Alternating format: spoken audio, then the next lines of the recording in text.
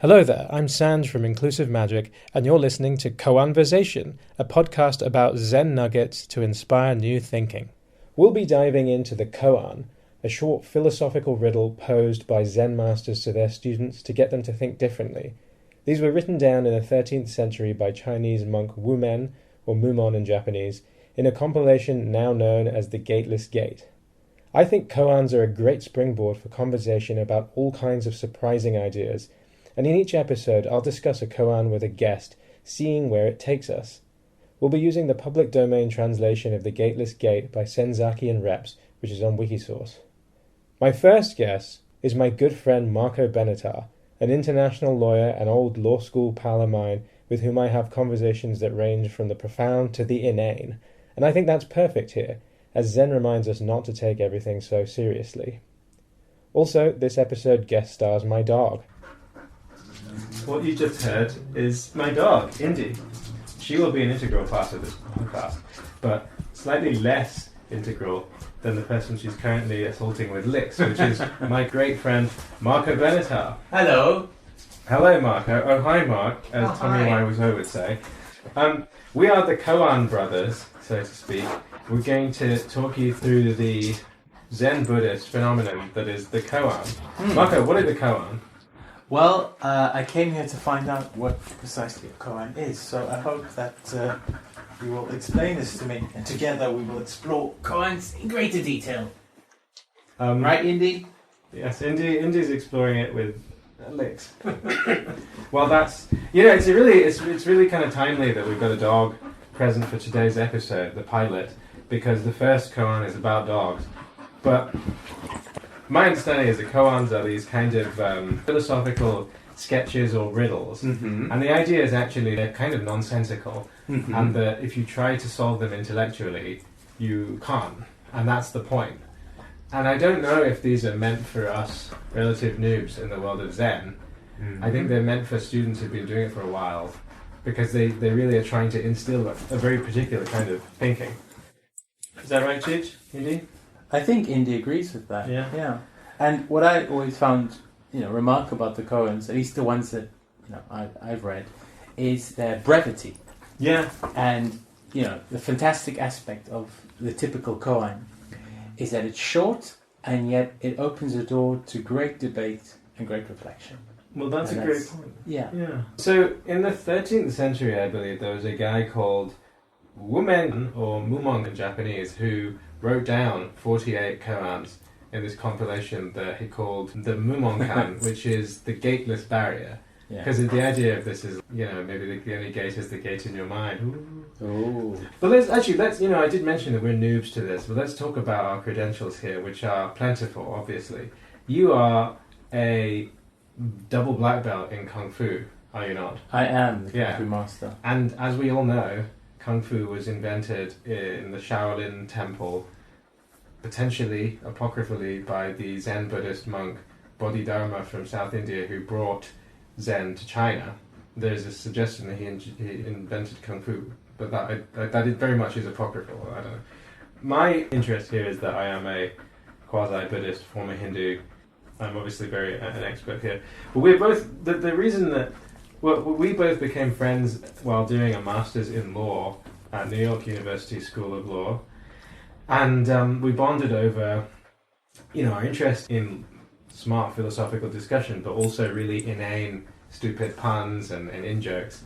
And that's kind of, in a way, I feel like there's an element of that in koans, and that's what makes them so rich in many ways. And I feel like these guys were probably having fun while they were discussing these, But, being lawyers, we're no strangers to interpreting obtuse text and trying to apply it to reality. So what we're going to do is each episode will focus on a different koan from the Gateless Gate, and we will read it out. We'll kind of just discuss, again, we're not supposed to analyze it intellectually, but maybe we'll fall into those traps, but we can then at least be like, oh, I realized I fell into that trap, help me out. And we'll see what other intuitive reactions we get. Indy, we are recording this thing and we need you. So I guess before we let you out, I'm just going to read the beginning of koan number 1, which is called Joshu's Moo. A monk asked Chinese Zen master Joshu, which is also pronounced Zhaozhu, has a dog Buddha nature or not? Joshu answered, mu. The translation explains that mu is the negative symbol in Chinese, meaning no thing or nay. A little aside here, one of the things that we both love is Pokemon, and there is this great Pokemon feature film called Mewtwo Strikes Back, where Mewtwo is the villain. He's been this genetically engineered Pokemon who hasn't had much of a nice childhood and all that. But at the end of the movie, he's like, look, I understand now that the circumstances of one's birth are not relevant. It is what you do with the gift of life that matters. And then Mew says, Mew! Yeah, so, that's kind of what's going on here. But I will reread it, and then, Marco, I want to get your instinctual reaction. A monk once asked Zhaozhu, has a dog the Buddha nature? Zhaozhu answered, Mew, which means no or negative. Well, it makes me wonder, when we think, what do we typically attribute to a dog? What are the typical features of a dog? Cuddliness, as you just demonstrated for the listeners. He just gave Indy a hug. Cuteness. Furriness. Not always. But also, you do have like greyhounds and everything. That is true. Yeah. So only some. That's true. That doesn't apply to all dogs. Loyalty, right? Yeah. I think that's something typical for a dog. And an ability to look at a human as if they're peering into their soul. That's true. And that's something that I've noticed with dogs. They have this way of looking at you as if they understand you. Maybe they do, maybe they don't. But it's definitely the impression that I get. What other things come to mind when you think of dogs? I think you summarised it really well. Yeah. I think that last point in particular is really interesting. I think dogs, you go for a walk with a dog, and it helps you see the world in a very different way. Yes. All right, speaking of dog, I think our poor doggy wants to go outside, so I'm going to pause. And we're back. Yeah, in not very long, Indy will bark to come inside again. But yeah, when you walk a dog, I've found that it helps me see the world through different eyes. Like, it's like hanging out with a child, and you see the world, a limitless possibility. It really, just the ego and all of these mental constructs that shackle us, dissipate, and you're just existing and being present. And there's a curiosity, a playfulness, and I think dogs give us that. And then so if we ask, what is Buddha nature, this idea, what is the Buddha nature that dogs have? I think it's this idea, it's that you have the capability of becoming enlightened. And so, he's like, Mew, no, they don't. Is it because only humans can become enlightened? Is that what sets us apart from animals, perhaps? I guess so. I mean, in the sort of karmic system, dogs would be, in the Hindu system, animals are lower in the samsaric order than humans. And so, if you're a dog who's really good at being a dog, then you get reincarnated as a human, and you... in that sense, I mean, it seems like a bit of a sort of reductive answer here, but for them to make a whole koan about. But it's the idea that, of course dogs can't because they're not humans, only humans are capable of enlightenment. But I don't know if it's, the Mew there is not, no, dogs don't have that. It's, you're asking the wrong question. Oh. What I wonder when you read out that koan, would it have mattered if they had said another animal? Or is there something specific about a dog? It's a good question. I'll tell you what, so the author of the Wumen Huikai, he wrote a commentary about the koans, because he was just writing down the koans, but then he did his own commentary. He said, to realize Zen, one has to pass through the barrier of the patriarchs. Enlightenment always comes after the road of thinking is blocked. If you do not pass the barrier of the patriarchs, or if your thinking road is not blocked, whatever you think, whatever you do, is like a tangling ghost. You may ask, what is a barrier of a patriarch? This one word, mu, is it. If you want to pass this barrier, you must work through every bone in your body, through every pore of your skin, filled with this question, what is mu? And carry it day and night. Do not believe it is the common negative symbol meaning nothing. It is not nothingness, the opposite of existence. If you really want to pass this barrier, you should feel like drinking a hot iron ball that you can neither swallow nor spit out. Then your previous lesser knowledge disappears. As a fruit ripening in season, your subjectivity and objectivity naturally become one. It is like a dumb man who has had a dream. He knows about it, but he cannot tell it. When he enters this condition, his ego shell is crushed and he can shake the heaven and move the earth. He is like a great warrior with a sharp sword. If a Buddha stands in his way, he will cut him down. I will tell you how to do this with this koan. Just concentrate your whole energy into this mu, and do not allow any discontinuation. When you enter this mu, and there is no discontinuation, your attainment will be as a candle burning and illuminating the whole universe. Wumen would always finish his commentary with a poem. Mm-hmm. And in a way, that's the best way he could explain it, because you have to think in sort of poetic terms rather than intellectual, right? Yes. So Wumen's verse is... Has a dog Buddha nature? This is the most serious question of all. If you say yes or no, you lose your own Buddha nature. Does it feel a bit... what's the word, like nihilistic? Some Zen stuff can just feel like none of this matters because these are all thought concepts, so just forget them. It feels a bit like nihilism. Yeah. And I have heard people say that's not nihilism. But he's saying, if you concentrate on this, meditate on this word mu, which maybe we need to do after this, and then come back for the second part. Oh, I definitely will. I will muse upon it. Yeah, nice. And it's not a negative, it's beyond the binary. Ultimately, all of the Zen seems to be about transcending the binaries. Yes. The dualities, the form and formless. There's just the one, Yeah. That is all-encompassing. But does that sometimes feel a bit, sort of, a little too reductive to be useful? If it's a precept for how to live your life, then it might be a bit, difficult to deduce anything from that. Mm-hmm. Yeah. And what is the purpose of the koans? Is it not to teach you a way of living or being? Well, I don't know, or an insight into reality, at the very least. It sounds like these koans, that masters would tell students them. A big part of it is Zen is trying to show you that logical thinking is flawed and you have to transcend it. Yes. The question is, what else then, right? But what do you do in place of it? Well, I suppose you don't do anything at all. It does, or it's intended to open your eyes. Yeah. For the first time to the reality. Mm-hmm.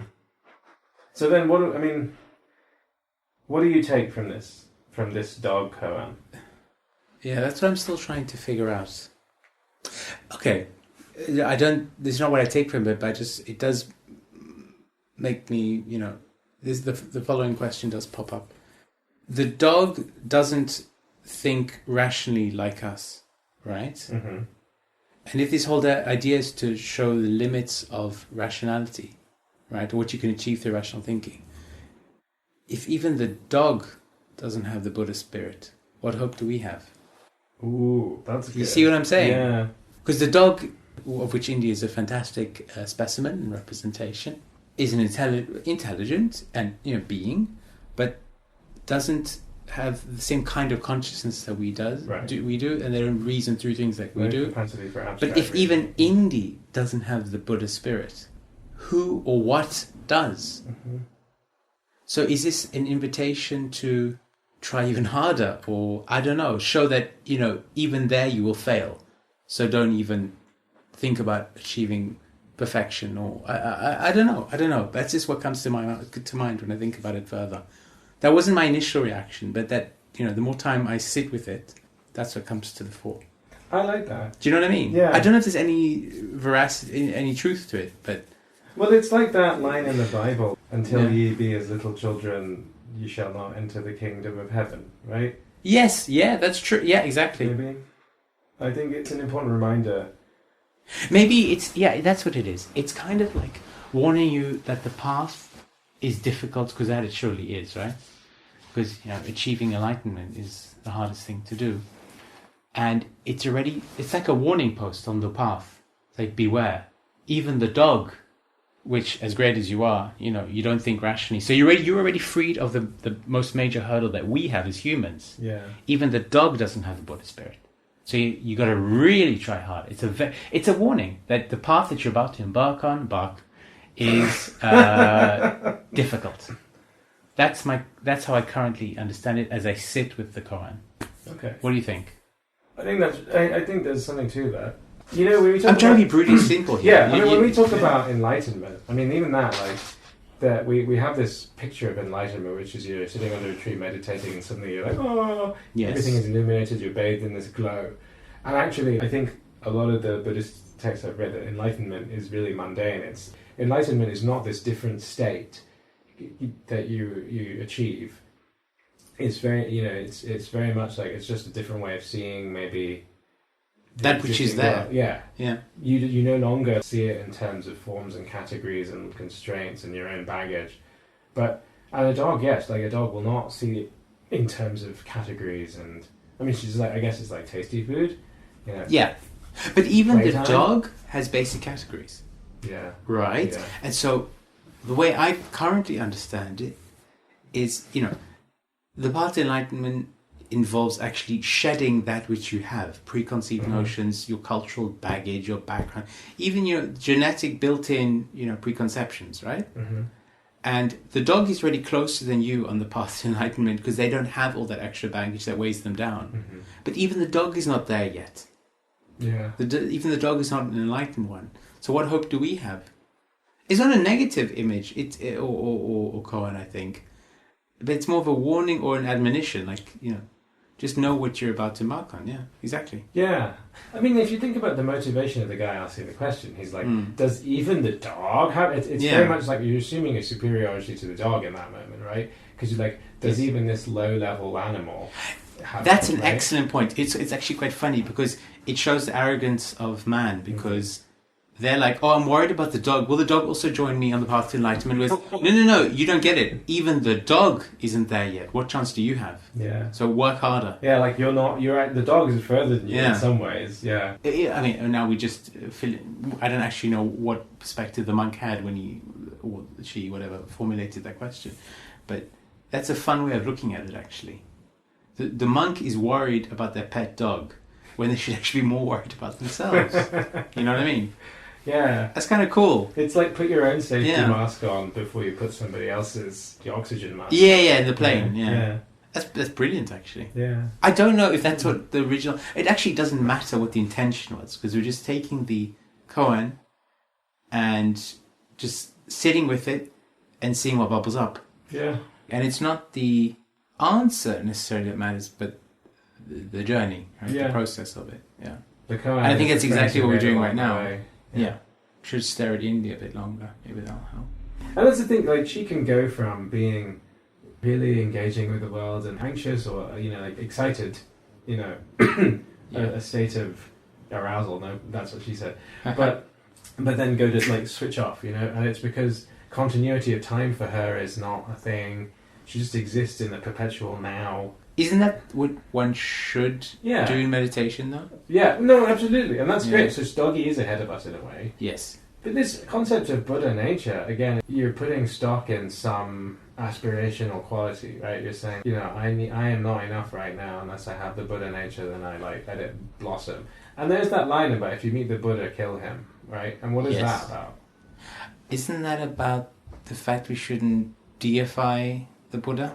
Yeah, I think it doesn't matter that we worship them as some supreme being, but rather that it's only the message and the methodology that counts. And you should really be able to figure it out for yourself, come to it. Yes. So maybe does the dog have Buddha nature? And it's like, no, because the dog has its own nature, and so you have your own nature, and you shouldn't be trying to emulate somebody else. A dog's never going to try and emulate anybody. We as humans constantly try to be things we aren't.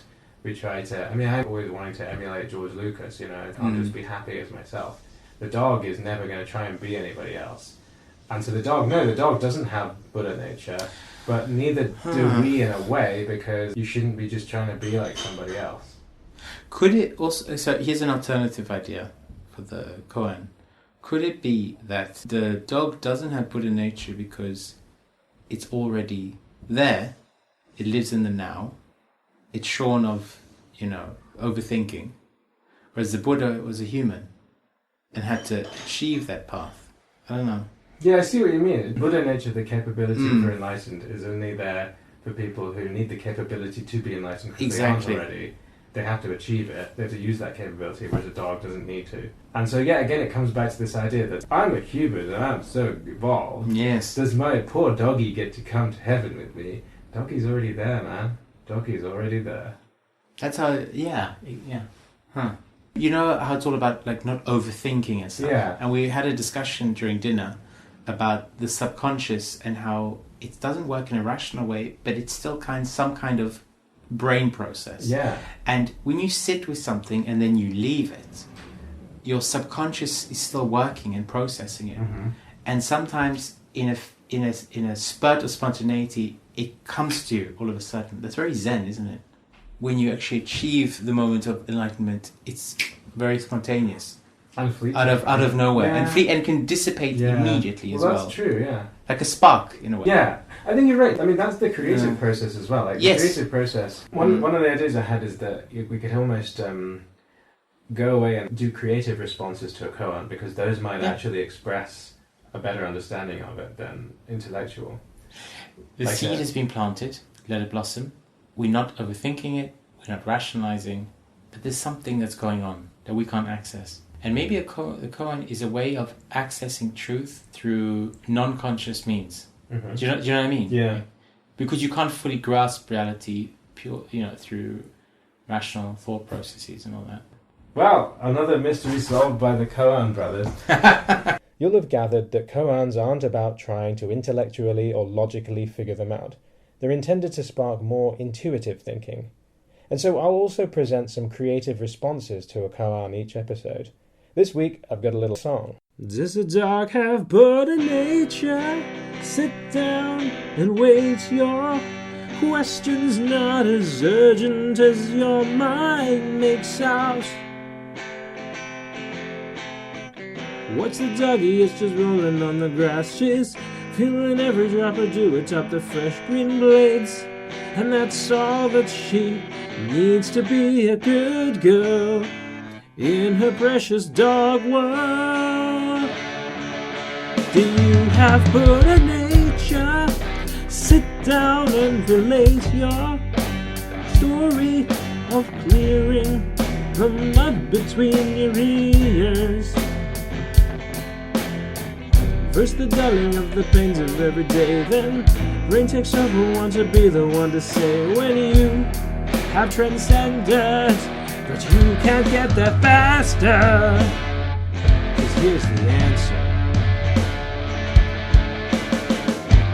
Moo, moo, moo, moo, moo, moo, moo, moo,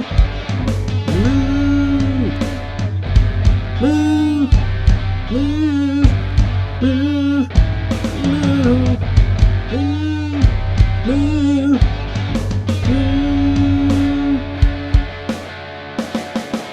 What is Buddha nature? Try not to mistake your solemn vibes and pious as a Jedi-like demeanor. With the Buddha statue's laughing because it's true, yeah. And the only thing that you have got to do is let it smile because you like the sound you hear when you say moo, moo, moo, moo, moo, moo, moo, yeah. Moo, moo, moo, moo.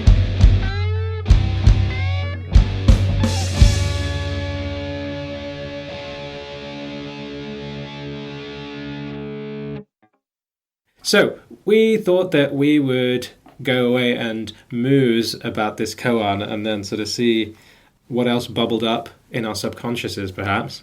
For me, as I've read some more koans and thought about them, I think our discussion arguably falls into the very intellectual trap that we thought we were avoiding, which is, it sounds like the koan is not really even about the dog. It's a bit harsh because Indy was there and it's like, what are you going to do? You're going to talk about something that isn't her. I think Indy will forgive us in the end. Yeah, and that's why she's not attending today. But what I've found from reading other koans and trying to grapple with them is they seem like they're about the subtext. rather than the text. One way of putting it is that the teacher is replying to the question that the student didn't even know they were asking. Mm-hmm. You remember The Last Jedi, the eighth Star Wars film? Yes, of course. Do you remember how that opens? Rey comes to the island and she holds out Luke's ancestral lightsaber, and and what does he do with it? I'm drawing a blank right now. Would you remind me? He throws it, right? Yeah. Yeah, he throws it away. Yeah. Yes. Yeah, he throws it away. And that's a very, very infamous moment. A lot of people hate it. But I sort of read that like a koan, because she's asked him a question. She's holding out this lightsaber and she's saying, hey, legendary Jedi, take this weapon. Will you show me how we fight and win against the dark side? And he is like, you're asking you want to be a Jedi, this is what you have to do. Because if you remember, in Return of the Jedi, what does he do? He throws down his lightsaber and almost gets killed by the Emperor, but actually that act is the most Jedi-like thing he ever did. And so I think that's a koan. Yeah, so if we come back to this one, we've noodled over some quotes by experts about this koan. I mean, what do you take from what they've said, if anything? Well, I was quite taken with the first one, but what's his name? Yamada? Is that? Yep. Did I get that right? What about my mother? No, the fact that, saying the dog does not have Buddha nature, but then how that is completely contradictory with earlier statements. All living beings having Buddha nature. Yeah. And I just wonder what to make of the koan then. I mean, if it has no meaning at all. Is that what we have to derive from that? So how do we proceed from that? I think I fell into the intellectual trap that you mentioned early on in this discussion, and I haven't managed to get out of it yet, in all honesty. Well, what's interesting is, Jimmy Yu, the Zen master, former punk bassist, he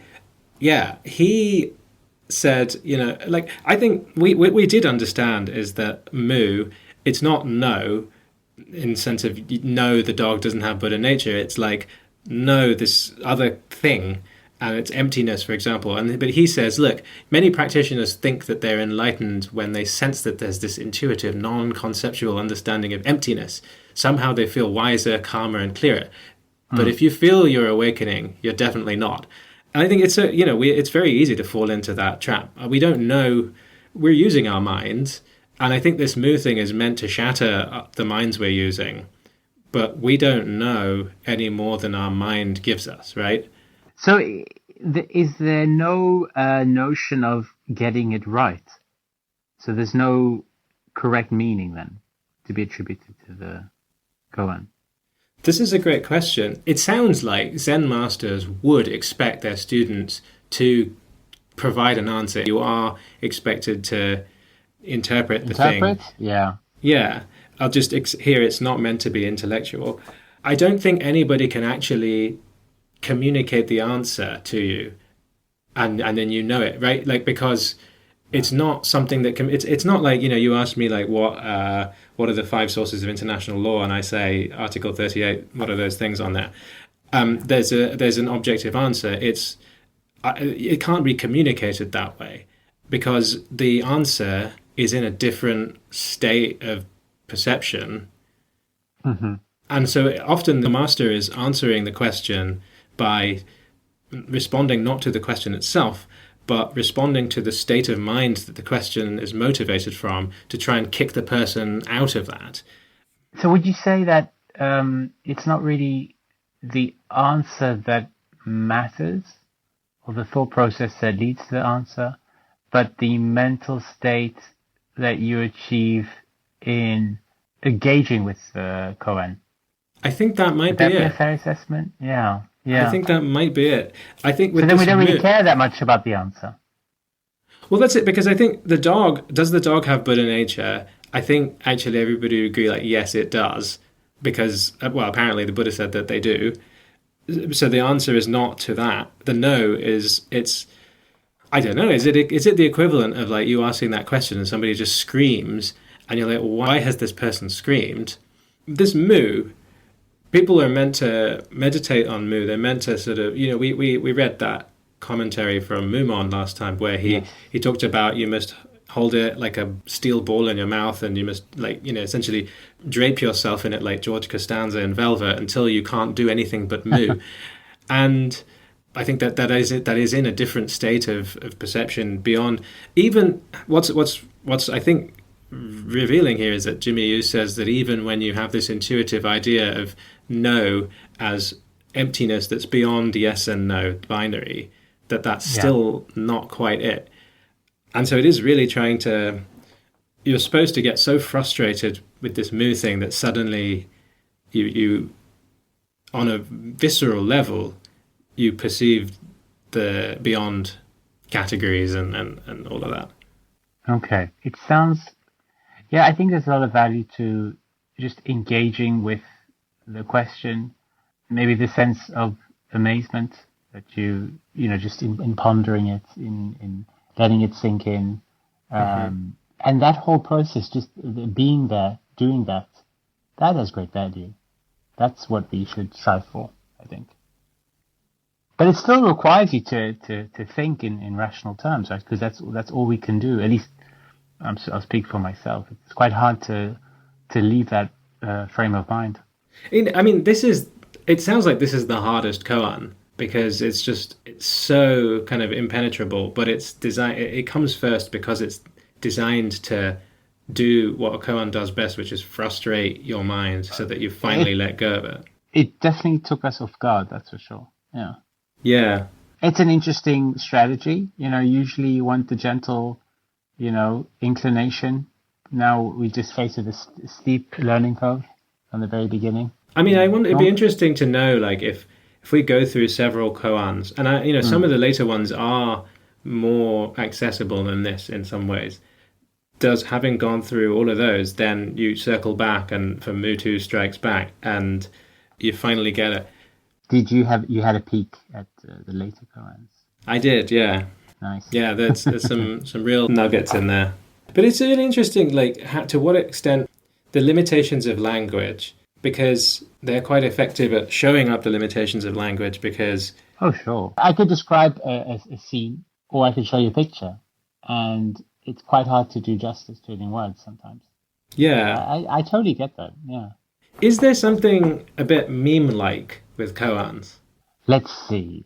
A meme definitely has a message, and it's not entirely in language. So oftentimes a meme will have some kind of like little text underneath, but that's not everything that's at play, right? It's also the image, the contrast, maybe the absence of certain things in the picture. But I think that a meme is supposed to be grasped quite quickly and lead to chuckle. So in that sense, it's different, I'd say. I'm not saying memes can't be profound. It's just that usually you get a fairly instant reaction. No, that's very fair. And there's a difference. The meme builds on your cultural background. It's highly contingent on your knowledge, the culture you grew up in, the references, the pop culture references. I'm not sure that's the case for the koan. It's not. It seems to be more universalistic. Yeah, I think you're right. Memes take advantage of a shorthand. Yeah. And koans, in a way, they're using the sort of non sequitur baffling answer is a shorthand to something else. I think that memes survive and propagate because they are enjoyable. And I'm not sure if koan would be described as enjoyable. It has profundity. It's meaningful, for sure. It's significant to people's lives, or greater understanding. But I wouldn't use the same word, enjoyment. They are meant to be very frustrating. We're sort of sitting here a bit stumped. Exactly. The initial wave of like, oh yes, I know about dogs and I know about, I can think creatively about that. It's almost like we approached it like a meme because we're using our cultural references and our knowledge to grasp it, right? Yeah. To discern the message as we would with a meme or a riddle. But this is something entirely different, and that is frustrating because we're not used to it. Yeah, absolutely. Which has a richness to it because, it's something new we've encountered. I'm going to go back to Jimmy Yu because he's great, bassist turned Zen master. What he says is, if the whole world were made up of Play-Doh, there'd be no need for a notion of Play-Doh. And I think that That actually I feel like that helps me here, because we're looking Is at that Mu. like trying to explain to a fish that it lives in water? Yeah, I think it is. And Okay. now that we're not focusing on the dog and we're focusing on Mu, we're still like asking, what is Mu? And actually, Yamada says Mu has no meaning whatsoever. And if you want to solve the problem of Mu, you must become one with it. And I think that, I guess Jimmy Yu's saying, if you are truly one with Play-Doh, then there is no concept of Play-Doh. But how to get to that state where you're perceiving this alleged true, complete perception where there's no forms, I don't know. I don't know if we'll get there. Certainly not in a sort of short podcast episode, yeah. But we're on the path. The journey has started. It has. Ultimately the goal of Zen is to master your mind, to unshackle it from all of the, from identifying with all the concepts that have been laid down. We talked about notions. Yeah. Yeah. So I think that is a worthwhile goal. So the more that your brain can step out of that standard perception and see things unburdened by that, the better. So we'll see, koan step at a time. Sorry, I had to. This will be an exciting journey. And I hope you will join me for as many instances as you can. I would very much like that. Fantastic. Thanks for listening. If you've enjoyed this, subscribe on Substack at inclusivemagic.substack.com or on your podcast provider of choice. And tell your friends. And see you next time for another Koanversation.